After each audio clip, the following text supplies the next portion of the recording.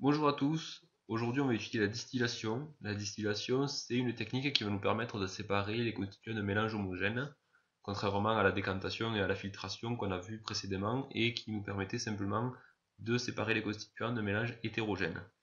Alors la distillation, je vais vous montrer tout de suite à quoi ça ressemble. Donc vous voyez que c'est quand même beaucoup plus complexe que la décantation ou la filtration. Il y a plusieurs éléments, mais on va les détailler un par un et vous allez voir que c'est pas si compliqué. On commence par la plaque chauffante en bas. La plaque chauffante, elle est surmontée d'un ballon dans lequel il y a ce mélange homogène. Donc, puisque c'est un mélange, forcément il y a plusieurs constituants, et homogène, c'est qu'on n'arrive pas à distinguer ces constituants à l'œil nu. Donc, puisqu'on a un mélange et que je fais chauffer ce mélange, les constituants vont se vaporiser, ils vont passer à l'état gazeux, mais pas tous en même temps. En fait, chacun va passer à l'état gazeux à un moment différent, et celui qui va se vaporiser le premier, on va dire qu'il est le plus volatile. Donc, sur tous les composés, c'est celui qui est le plus volatile qui va se vaporiser. Puisqu'il va se vaporiser, il va monter dans cette colonne-là, qu'on appelle la colonne de Vigreux. On peut éventuellement la surmonter d'un thermomètre pour connaître la température. Et bon, puisque c'est un gaz, donc il va suivre la colonne. Arrivé en haut, il va être obligé de prendre le virage, comme voilà le coude sur le côté, et de rentrer dans ce qu'on appelle le réfrigérant. Alors le réfrigérant, c'est peut-être pas évident sur un schéma de 2 dimensions comme ça, mais en fait il est constitué de deux tubes qui sont imbriqués l'un dans l'autre.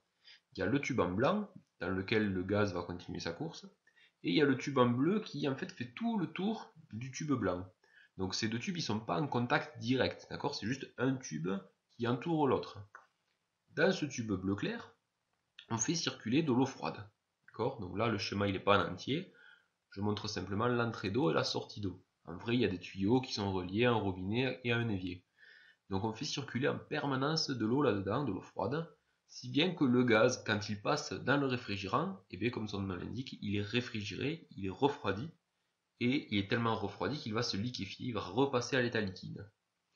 Puisqu'on a un liquide, eh bien, il n'y a plus qu'à laisser le liquide ruisseler jusqu'à ce petit ballon-là, et on récupère ce qu'on appelle un distillat. Donc le distillat, c'est un peu comme pendant la filtration, on récupérait le filtrat, puis là, à la fin de la distillation, on récupère un distillat. Alors à quoi ça a servi tout ça? Et puis si vous vous souvenez bien, je vous disais au début que sur tous les constituants du mélange homogène, il n'y en a que un, le premier, qui va en fait faire tout le trajet, se vaporiser, monter dans la colonne, passer dans le réfrigérant, se liquéfier et arriver dans le petit ballon. Tous les autres constituants sont restés dans le gros ballon de gauche et donc on a réussi à séparer tous ces constituants-là. Si on arrête la distillation à temps, c'est bon, la séparation est faite. Si on continue encore la distillation, eh bien, tous les autres constituants du mélange homogène vont à leur tour faire le trajet et se distiller. Donc là, ça servirait à rien. Il faut arrêter la distillation au bon moment. Donc la distillation, c'est pas seulement quelque chose qu'on montre au collège, ça a aussi plein d'applications dans la vie courante. Alors à échelle industrielle, on peut obtenir des huiles essentielles. On peut également faire des alcools, mais la distillation est surtout utilisée dans l'industrie pétrolière, où là on peut obtenir tout ce qui est carburant, donc les kérosènes, le gasoil, l'essence et aussi les gaz butane et propane qui nous servent dans la vie courante. Donc voilà, c'est terminé pour les explications.